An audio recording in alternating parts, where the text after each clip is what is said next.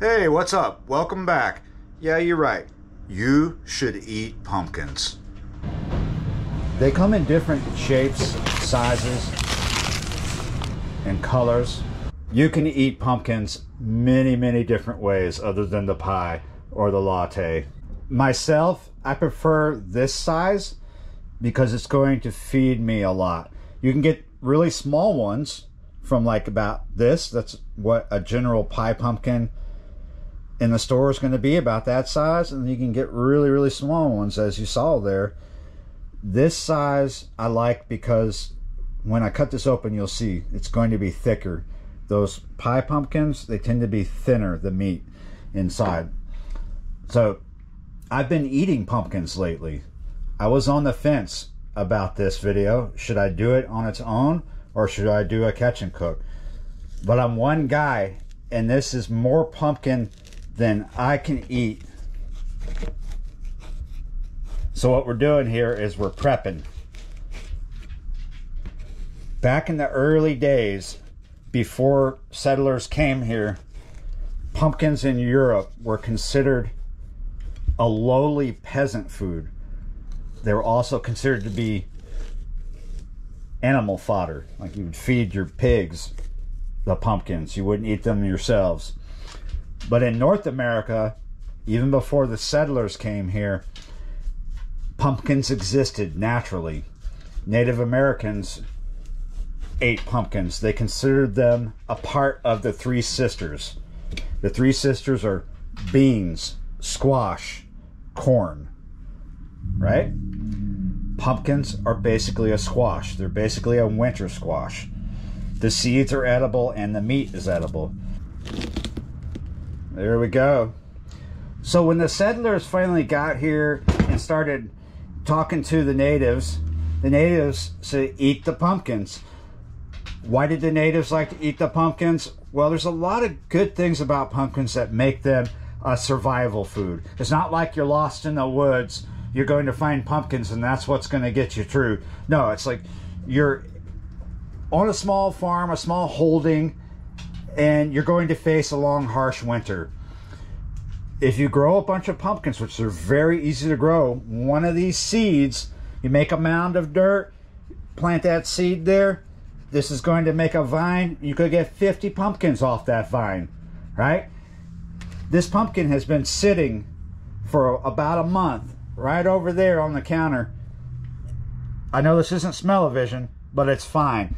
These pumpkins keep really well. As long as it doesn't freeze, this is going to keep all winter. As long as it doesn't freeze, I could just keep this on the counter all winter. But if it freezes in here, my pumpkin is going to start to rot, right? So survival food because they keep really well. The Native Americans would dig pits, deep pits, line them with bark, put the pumpkins in there, cover that, and all winter they'd have pumpkins. There's many different ways that we can cook this pumpkin, many dishes we can make with it. We're going to do one thing with it. This is prep because, like I said, there's a lot of pumpkin here. I can't eat it in one sitting. So we're going to prep it for multiple dishes. We're going to cut it in half.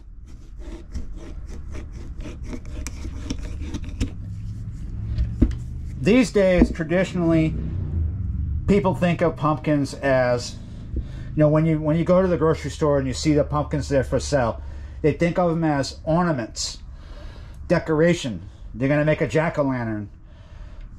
Lots of people these days don't buy a pumpkin to make their pie. They get the filling out of a can, right?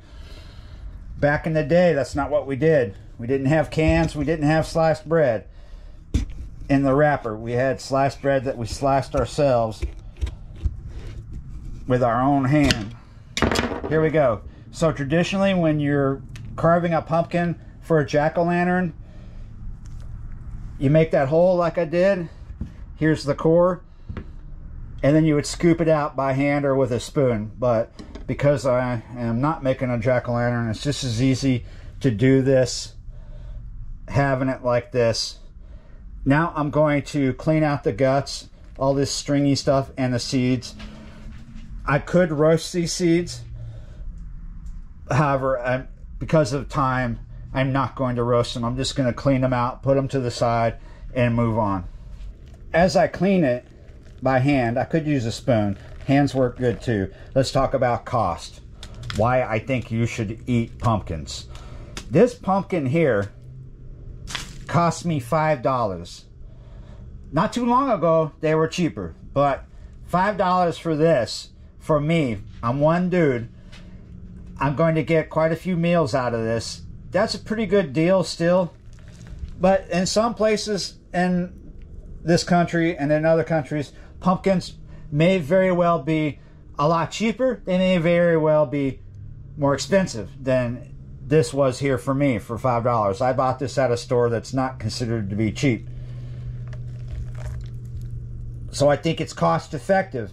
I'm getting a lot of food for $5, and I don't have to put this in the refrigerator and be pressed for time to cook it. I can just sit it on the counter and not worry about it.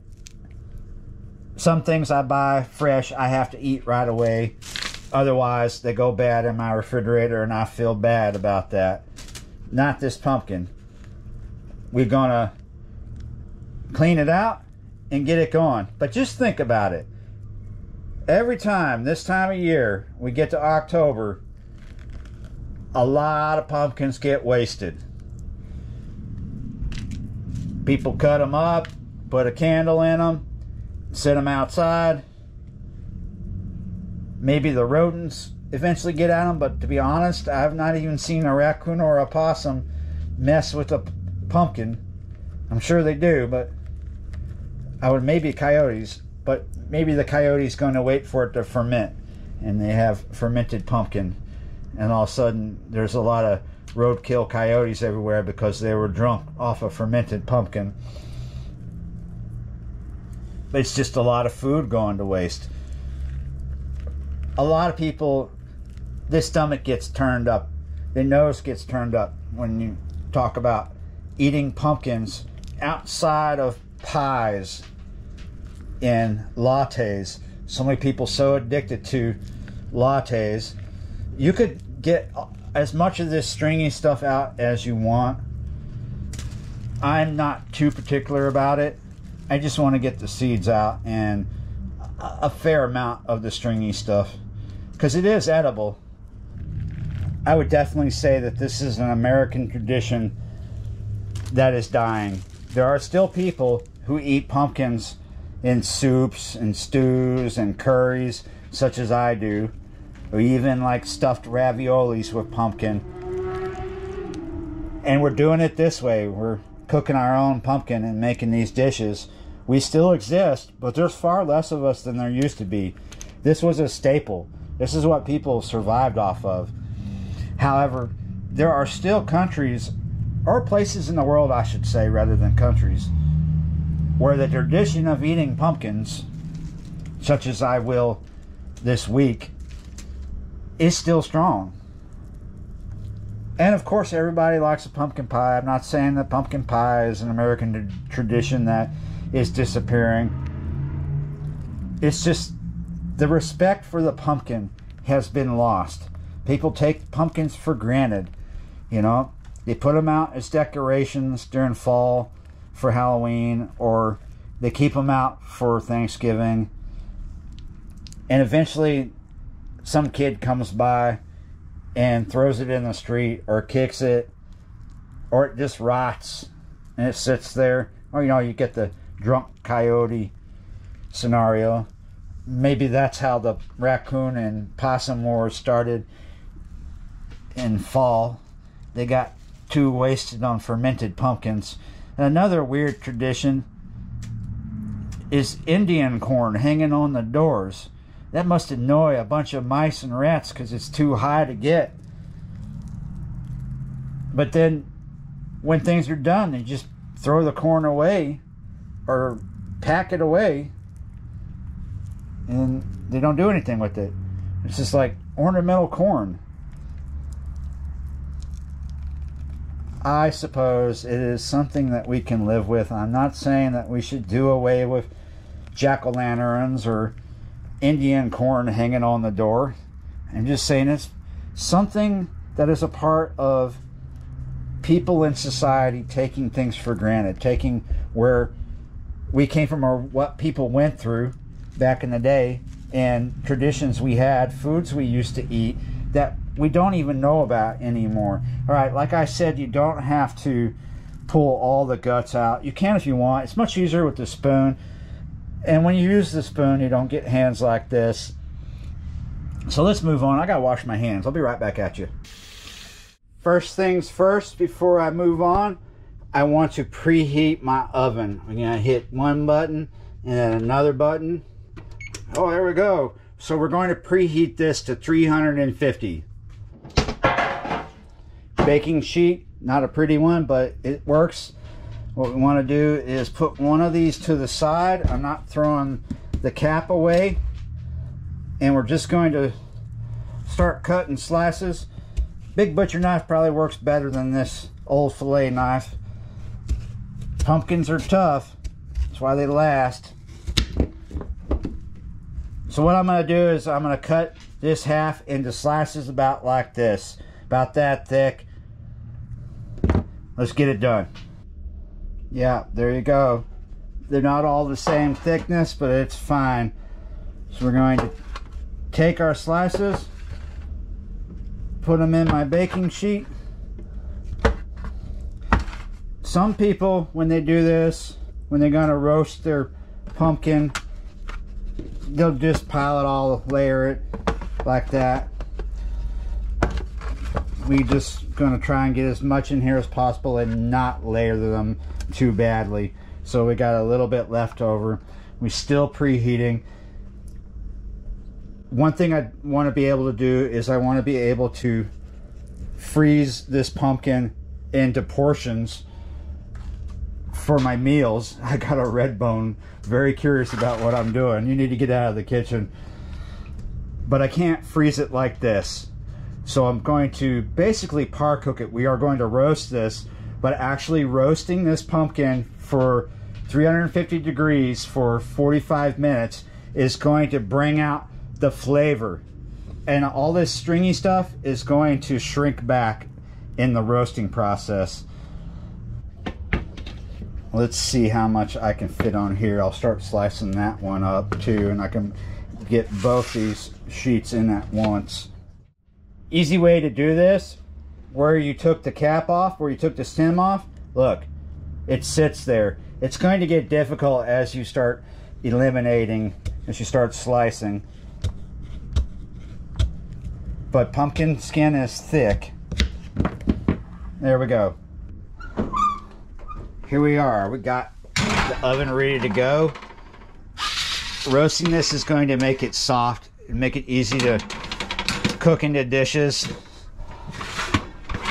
There we go. 45 minutes. And then we'll continue. Wow, that's looking good. Fogging up my screen. Yeah, you're right. Let me get them out.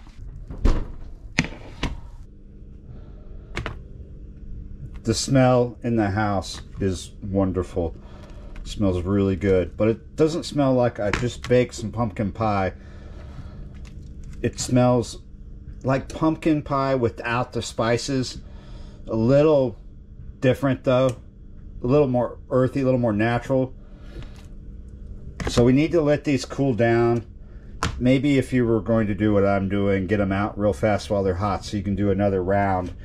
You would want to use something other than your fingers, but that's just the difference between me and you. Round 2 coming up. It will take the time that it takes for these to cool down. You definitely don't want to work with these to freeze them when they're this hot. But there is one more thing we have to do before we can freeze them. We can actually eat these like they are right now. We have to take the skin off. You do not eat the skin. Some winter squash, because this is technically a winter squash, some winter squashes you can eat the skin. The skin goes soft enough to where it's good to eat, like acorn squash or butternut squash. But this is just a little too tough. Look how the color has changed. really easy. You can do it by hand, boom, but you're gonna end up having to take a little bit off like that. So I find it just as easy to do it like you would cut the meat of a fillet off the skin. It can be a little difficult, but basically just like that. And there you go. We have a little bit of skin. We can always just come and trim that off. And that's what we're going to do. We're going to take the skin off and have portions like that. Figure out how much I want to freeze for a meal. That way I can just pull out a bag of frozen pumpkin and make a meal. This is cooked all the way through, but you could also view it as par cooked, because in some dishes that you cook pumpkin into, you literally cook it into, like you make a puree with that, or a mush, if you will.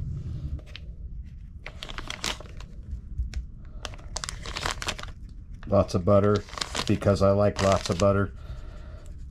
But back in the day, when you're living through a harsh winter, just you, maybe your family, stuck in the cabin, snowed in, you might not have butter. You may just have salt, but it wouldn't be in this box. Simple meal. We could add pepper too, black pepper, but just some kosher salt and some butter. You can even mash that up, make it even better. But I'm just gonna have it like this. I'm actually very hungry. I have a lot more kitchen work to do after I finish this video. Awesome. I would say that the biggest reason why the tradition of getting your own pumpkin, whether you grew it or you got it at market, cooking it and eating it yourself, has died out in America is because it's too much work for people. A lot of people that don't want to work. I don't mean necessarily that they don't want to work for a living. There are those people though. They don't want to work that hard in the kitchen because they work really hard at the job, or at their career. Yeah, there's a lot of stuff that's dying for that reason.